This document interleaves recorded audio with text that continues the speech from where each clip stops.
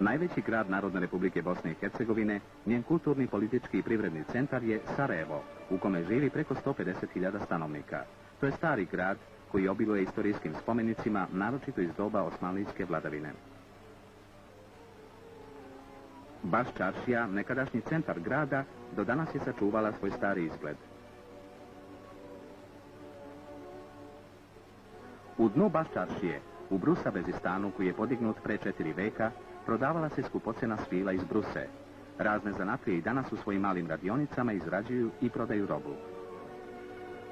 Baš čaršija je ostala u centru Sarajeva kao oaza prohujalog osmanlijskog vremena i njegove kulture. Mnoge građevine iz toga doba stavljene su pod zaštitu države kao istorijski spomenici. Najlepše građevine iz doba austro-ugarske okupacije je gradska većnica, podignuta na obali Miljacke. U njoj se nalazi Narodna biblioteka, galerija slika i muzej revolucije. U Sarajevu 1914. godine omladinac Gavrilo Princip izvršio je atentat na austro-ugarskog prestolonaslednika Ferdinanda. Na tom mjestu nalazi se muzej u kome se čuvaju uspomene na Gavrila Principa i njegove drugove iz organizacije Mlada Bosna.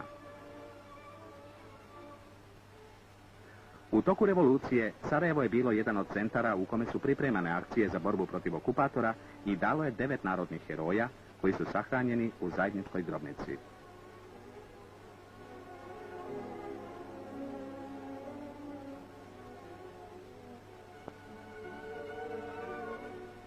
Sarajevo je središte Narodne skupštine Narodne republike Bosne i Hercegovine, kao i svih republičkih organa vlasti. Posle oslobođenja ono je dobilo i svoj univerzitet, kao i mnoge škole, galeriju, operu i niz drugih kulturnih ustanova. Sagrađeni su mnogi industrijski objekti.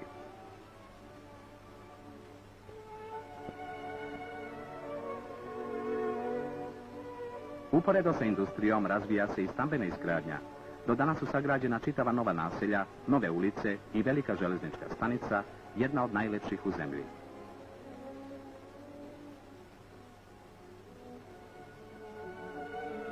U blizini Sarajeva nalaze se mnoge izletišta koje uvek privlače veliki broj posjetilaca. Jedno od njih je Banja Ilidža, poznata po svojoj toploj sumpornoj vodi. Na Jahorini, Mrakovici, Boračkom jezeru i mnogim drugim mestima odmaraju se radni ljudi Republike koja brzim koracima ide u socijalizam.